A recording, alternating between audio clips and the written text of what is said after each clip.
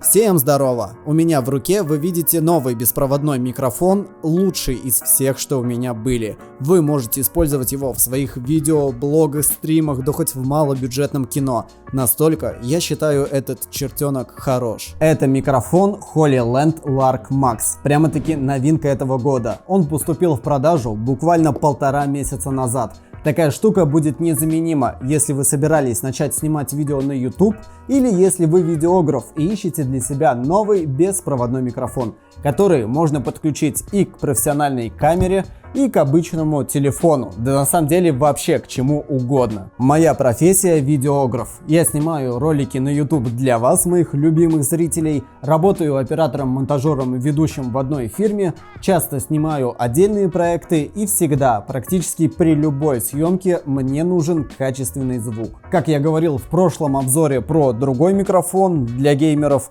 вас не будут смотреть с хорошей картинкой, но плохим звуком, потому что звук всегда очень важен. И вот эта штука может дать вам отличное качество, причем без лишних запар. До этого моим основным микрофоном при любой съемке была радиосистема Rode Wireless Go 2. Это очень популярный микрофон с хорошим звуком, но он намного менее удобный, чем мой новый HoloLens. И вот вам сразу сравнение звука этих двух микрофонов. Сейчас вы слышите звук без обработки с микрофона от Rode. Как по мне, он достаточно чистый и хороший, но немного резкий. По цене он, кстати, дороже, а по функционалу хуже. Его не так удобно использовать, как Lark Max. Чуть дальше расскажу, в каких моментах. Теперь звук идет с нового микрофона HoloLens. Как по мне, он более мягкий, также он очень хорошо редактируется на посте, если вы умеете обрабатывать звук. Сейчас я демонстрирую запись без обработки, а все остальное видео прям чуть-чуть подтянул на монтаже. Вообще правильно сказать, что это не просто микрофон, а радиосистема для записи звука, поскольку она состоит из двух микрофонов, ресивера, куда передается звук, и еще кейса для хранения и зарядки. Заряжать можно и без этого кейса, просто через провод, но с ним это делать удобнее. А еще удобно хранить все в одном месте в этом кейсе. Поскольку все видео я записываю на этот микрофон, думаю, вы уже смогли представить качество звука. Давайте я покажу комплектацию, а затем посмотрим, какие здесь есть режимы и настройки. Во-первых, в расширенном комплекте с микрофоном мне положили набор из двух петличек. Их можно подключить к самим микрофонам, что может быть очень полезно, если вы захотите спрятать петличку за одежду, где ее не будет видно. Меня не смущает сам микрофон на одежде, тем более, что у него очень крутой и красивый дизайн, но для более красивой съемки можно использовать эти петли. Так сказать, по стейлсу. Чё? Типа стелс. Стелс. Первое впечатление всегда начинается с упаковки. И блин, как же тут все дорого-богато. Коробка стильная, на магнитах, впечатление не хуже, чем от техники Apple. Сверху лежит инструкция и благодарность за покупку. Это все стандартно, а вот дальше уже кое-что интересное. Зацените, какой крутой кейс они сделали. Знаете, как выглядит кейс у родовского микрофона?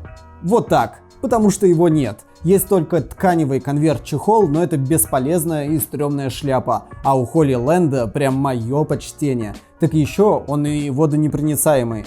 Качество и отношение к покупателю мне очень нравится, и я говорю это искренне. Внутри кейс разделен на две секции. В верхней хранятся различные провода для подключения любой техники, а именно двойной мини-джек для подключения к камере, кабель для подключения к айфону, кабель для подключения к Android смартфону, провод USB-A для подключения к компьютеру или даже к PlayStation. Также еще лежит ветрозащита, или как их называют, дохлые кошки. Ну и можно посчитать еще две петлички, которые идут в расширенном комплекте. Все это хранится в верхнем отделе, всегда под рукой и очень удобно таскать с собой. Теперь добрались наконец до самого микрофона. Вся система хранится в зарядном кейсе. Все вокруг в защитных пленках, новенькое, красивое, должен сказать, очень приятное ощущение ощущения я получаю от такой распаковки. Внутри на микрофонах, ресивере и даже крышке кейса тоже есть защитные пленки. Сзади на клипсе микрофона при распаковке я сразу заметил магнит. Он пригодится, чтобы еще удобнее можно было цеплять микрофон на одежду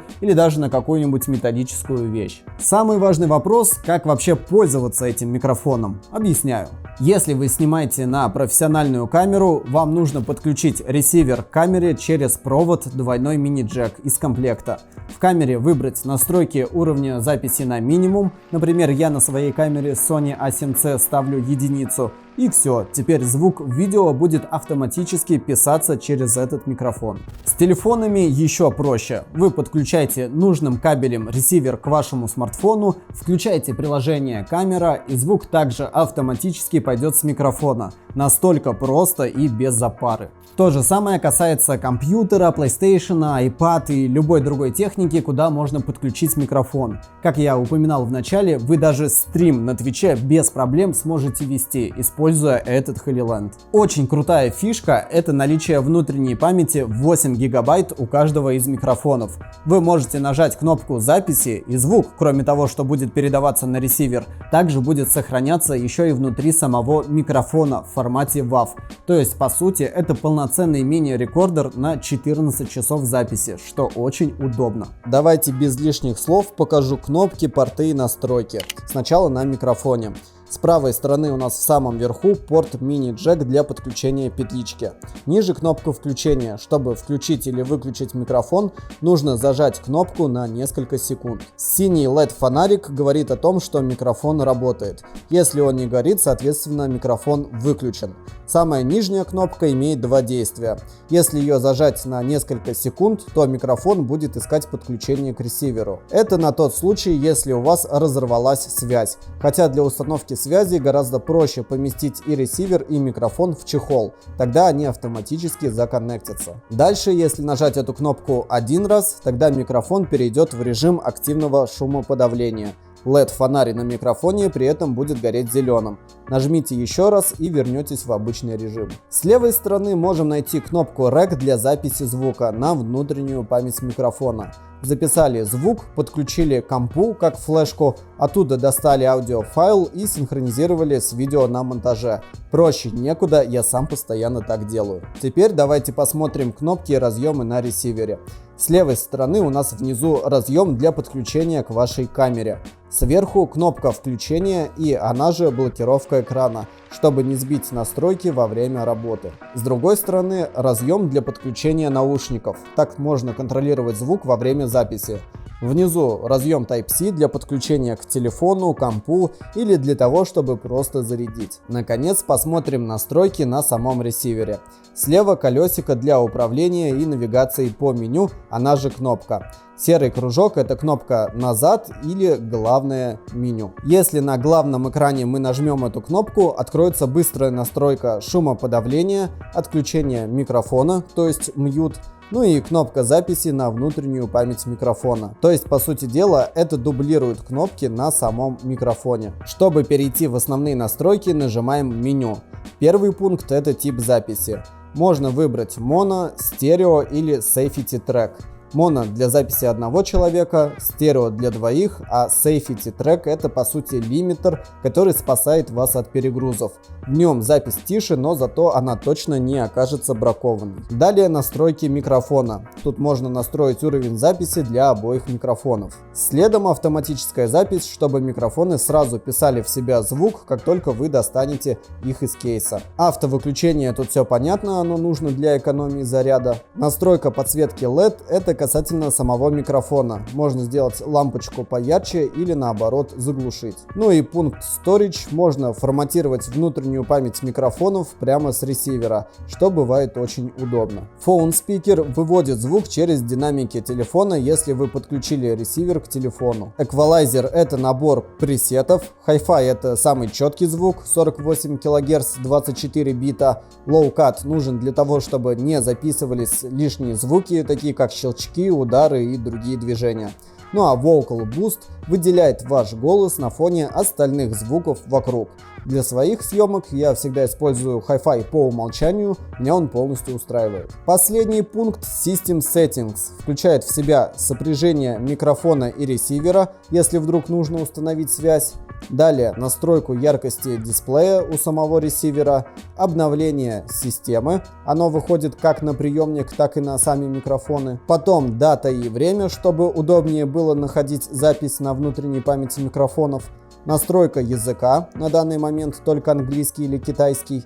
Сброс до заводских настроек и информация о прошивке. Ну и в принципе это вся информация о настройках, которую вам нужно знать. Должен сказать, что HoloLens сделали очень крутого конкурента таким микрофонам, как DJI Mic и Rode Wireless Go 2, только дешевле по цене и с более продуманной и удобной настройкой.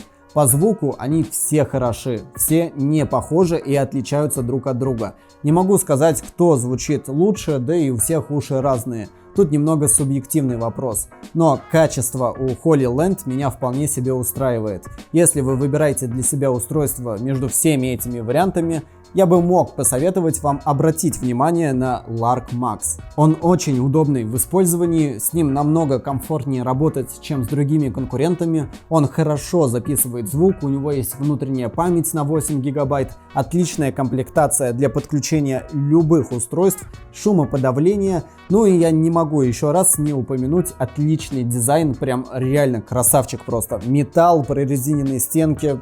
Мое почтение. В описании к видео я оставил ссылку на этот микрофон, где он продается по выгодной цене. Заходите, посмотрите, что другие люди говорят в отзывах. Можете у меня в комментариях под видео тоже позадавать вопросы, если я забыл что-то упомянуть в этом ролике. Не хворайте, не скучайте, скоро увидимся.